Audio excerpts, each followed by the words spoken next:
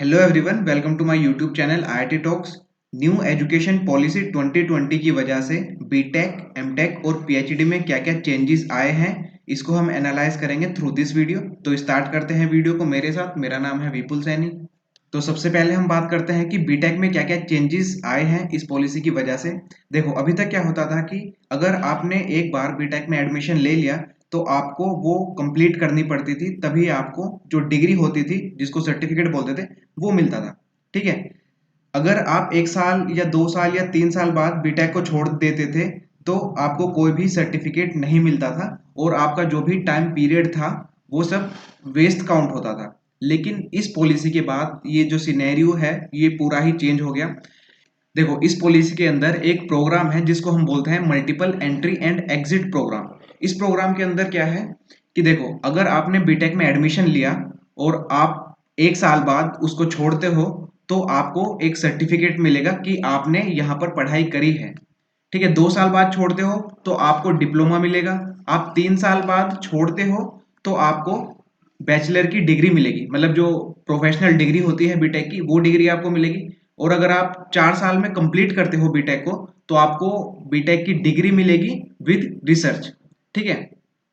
देखो, एक जो कंफ्यूजन हो रही थी वो ये हो रही थी, क्या बीटेक की डिग्री का जो टाइम पीरियड है वो 4 साल से 3 साल हो गया क्या? तो ऐसा नहीं है। बीटेक की जो डिग्री है वो अभी भी 4 साल की है। बस चेंजेस ये हुए हैं कि अगर आप बीटेक को बीच में छोड़ते हो तो आपका जो टाइम है वो वेस्ट काउंट नहीं होगा। तो नेक्स्ट देखते हैं एमटेक के बारे में कि एमटेक की जो डिग्री होती है उसमें क्या चेंजेस आए हैं इस पॉलिसी की वजह से। देखो, अभी तक क्या होता था कि आपको 4 साल की बीटेक करनी पड़ती थी कंपलसरी। उसके बाद आप एमटेक करते थे 2 साल की। उसके बाद पीएचडी के लिए ऑप्शन खुलता था। एक तो सीन ये था।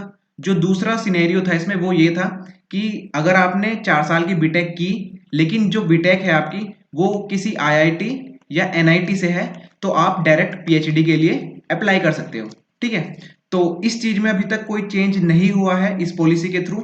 अभी जो चेंज हुआ है वो ये हुआ है कि जो आपकी एमटेक की डिग्री 2 साल की थी वो अब रिड्यूस करके 1 साल की कर दी गई। और वो क्यों करी? वो इसलिए क्योंकि जो आप बीटेक का प्रोग्राम कर रहे हो उसमें जो 4th ईयर है वो टोटली डेडिकेटेड होगा रिसर्च को। ठीक है। तो 4 साल की बीटेक के बाद आपको जो, अगर आपको एमटेक करनी है फ्यूचर में तो आपकी एमटेक की डिग्री सिर्फ 1 साल में कंप्लीट हो जाएगी। देखो, जो मास्टर्स प्रोग्राम है वुड बी ऑफ 1 ईयर। ठीक है। वो अब 1 साल का हो गया जो पहले 2 साल का था। और 1 साल का तब होगा जब आपने जो बीटेक कंप्लीट करी है वो 4 साल में कंप्लीट करी है, मतलब आपने 3 साल की जो बीटेक है वो प्लस जो उसके साथ रिसर्च डिग्री है वो भी ले रखी है, तो आपकी टोटल बीटेक 4 साल की हो गई। उसके बाद 1 साल की आपकी एमटेक हो गई। तो यहाँ पर एमटेक करने के आपके पास दो ऑप्शन है कि एक तो आप 3 साल की बीटेक करो, उसके बाद 2 साल का एमटेक जो प्रोग्राम है वो करो। दूसरा ऑप्शन ये है कि आप 4 साल की बीटेक कंप्लीट करो, उसके बाद 1 साल का एमटेक प्रोग्राम करो। ठीक है। और देखो, जो अंडर ग्रेजुएट प्रोग्राम है वो ऑब्वियसली या तो 3 साल का हो गया या आप 4 साल में भी कर सकते हो जो कि बीटेक है। ठीक है। बैचलर डिग्री जो है 3 साल के बाद आपको सिर्फ डिग्री मिलेगी जो इस पर लिखा होगा बैचलर डिग्री। लेकिन अगर आप 4 साल की कंप्लीट करते हो तो वो आपको मिलेगी बैचलर डिग्री विद रिसर्च। जो डुअल डिग्री प्रोग्राम होता है कि बीटेक प्लस एमटेक, ठीक है, वो अभी तक सेम है, उसमें कोई चेंज नहीं हुआ। पहले भी ये 5 साल का होता था और अभी भी 5 साल का ही होता है डुअल डिग्री प्रोग्राम। नेक्स्ट बात करते हैं कि पीएचडी में क्या क्या चेंजेस आए हैं। देखो, पीएचडी में एडमिशन कैसे होता था अभी तक कि आपने बीटेक करी 4 साल की, उसके बाद आपने मास्टर डिग्री कंप्लीट करी 2 साल की, उसके बाद आपको पीएचडी में एडमिशन लेना पड़ता था। ठीक है। लेकिन अभी क्या सिनेरियो है? अभी ये सिनेरियो है कि आप बीटेक के बाद भी डायरेक्ट एडमिशन ले सकते हो। देखो, अ 4 year bachelor degree with research can pursue PhD without having PG degree. PG degree मतलब एमटेक के बिना भी आप पीएचडी के लिए अप्लाई कर सकते हो अगर आपके पास 4 साल की बैचलर डिग्री विद रिसर्च है तो। अभी तक क्या होता था कि अगर आप आईआईटी या एनआईटी से हो तभी आप अप्लाई कर सकते थे पीएचडी के लिए after the BTech, direct after the BTech. तो अभी ये जो प्रोग्राम है ये सबके लिए खोल दिया गया है कि डायरेक्ट बीटेक के बाद आप पीएचडी कर सकते हो, चाहे वो किसी भी प्राइवेट इंस्टीट्यूशन से पढ़ा है या किसी भी स्टेट गवर्नमेंट से पढ़ा है या आईआईटी और एनआईटी से पढ़ा है। तो इसका मतलब अभी आपके पास दो ऑप्शन है। बीटेक करने के बाद 4 साल की आपने बीटेक कंप्लीट करी, इसके बाद पहला ऑप्शन खुलता है कि या तो आप 1 साल की एमटेक करो दूसरा ऑप्शन खुलता है कि या आप पीएचडी प्रोग्राम में डायरेक्ट ज्वाइन करो। लेकिन जो स्टेप है एमटेक और पीएचडी करने के लिए वो दोनों अलग अलग हैं, वो अभी भी हैं। देखो एमटेक करने के लिए आपको गेट निकालना कंपलसरी है। गेट की जो रैंक बनती है, स्कोर कार्ड बनता है, उसके अकॉर्डिंग ही आपको एमटेक में एडमिशन मिलता है। और पीएचडी के अंदर आपको एडमिशन लेने के लिए एक इंटरव्यू देना पड़ता है, जिससे आपका सिलेक्शन होता है किसी भी इंस्टीट्यूशन में जो कि आपको पीएचडी कंडक्ट कराएगा। देखो इस पॉलिसी में अगला जो चेंज हुआ पीएचडी स्कॉलर्स के लिए वो ये है कि अगर आप पीएचडी कर रहे हो किसी भी इंस्टीट्यूशन से तो आप अपनी पसंद के कोर्स ले सकते हो। अभी तक ये जो क्राइटेरिया था ये आईआईटीज और एनआईटीज में फॉलो होता था कि अगर आप पीएचडी स्कॉलर हो तो आप कोई भी अपनी मनपसंद का कोर्स ले सकते हो on the basis of their credit. लेकिन अब ये all over the institution apply होगा।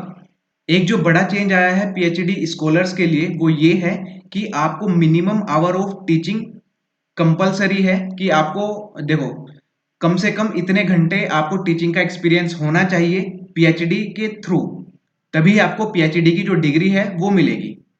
PhD students will also have a minimum number of hours of actual teaching experience gathered through, वो चाहे किसी भी प्रोग्राम की वजह से आप टीचिंग का एक्सपीरियंस ले रहे हो या तो टीचिंग असिस्टेंटशिप होती है या फिर किसी और तरीका से आप किसी इंस्टीट्यूशन में एक्स्ट्रा पढ़ा रहे हो, तो by any mean you have the minimum experience of teaching.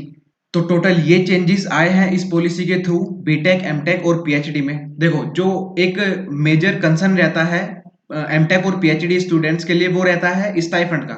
तो इस पॉलिसी में ऐसा कुछ नहीं है जिससे स्टाइफंड पर कुछ इफेक्ट पड़े।